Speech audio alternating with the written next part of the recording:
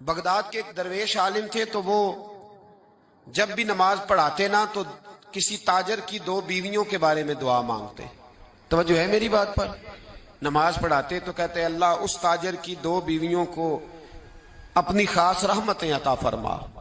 ایک دن لوگ ان کے گرد اکٹھے ہو گئے، کہنے لگے بابا جی بتائیں تو صحیح وہ بیویاں کون تھی جن کے لیے آپ دعا مانگتے؟ تو فرمانے لگے میرے شہر کا ایک تاجر تھا، بہت بڑا تاجر تھا، مالدار تھا پر بے اولاد تھا۔ اسے بغداد سے ملک شام جانا پڑتا تھا تجارت کرنے، اور کئی مہینے اسے شام کے ملک میں رہنا پڑتا تھا۔ اس نے اس طرح کیا کہ وہاں بھی ایک شادی کر لی۔ توجہ ہے نا میری بات پر؟ کیا کر لیا اس نے؟ دوسری شادی کرنا مرد کے لیے جائز ہے، تیسری کرنا بھی، چوتھی کرنا بھی بیک وقت، مگر اگر انصاف کر سکے تو۔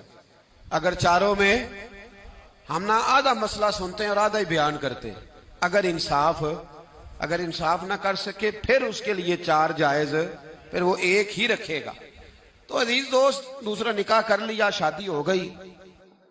اب وہ وہاں کچھ زیادہ وقت گزارنے لگا، مالدار آدمی تھا، بیوی کو مکان بھی لے کے دے دیا۔ اب وہ دیر سے آتا واپس، اور جب آتا بھی تو اس کے وہ والے انداز نہ ہوتے جو پہلے ہوا کرتے تھے۔ اب بیوی سے بڑا جاسوس بھی کوئی نہیں ہوتا، اس کو تو پہلے پتہ چل جاتا ہے کہ ماجرا کیا ہے، اسے بڑی خبر ہوتی ہے۔ تو اس نے محسوس کر لیا کہ بدلے بدلے سے میری سرکار نظر آتے۔ وہ کہنے لگی اب کہ جب آتا جاتا ہے تو اس کے حالات کچھ بدلے بدلے سے ہیں، ماحول کچھ اور ہے۔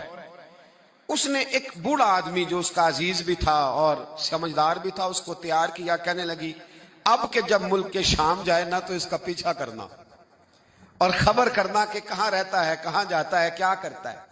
وہ بوڑھے بزرگ جو تھے وہ خاتون کے کہنے پر کچھ اس نے کرایہ بھی دیا۔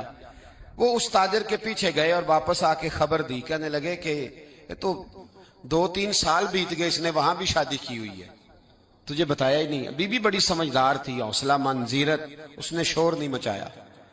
اس نے کہا کہ میں نا اب جب آئے گا نا تو طریقے سے بات کروں گی اور پوچھوں گی کہ ایسا کیوں کیا۔ اور یہ بھی اس نے آ کے بتایا کہ اگر تیرے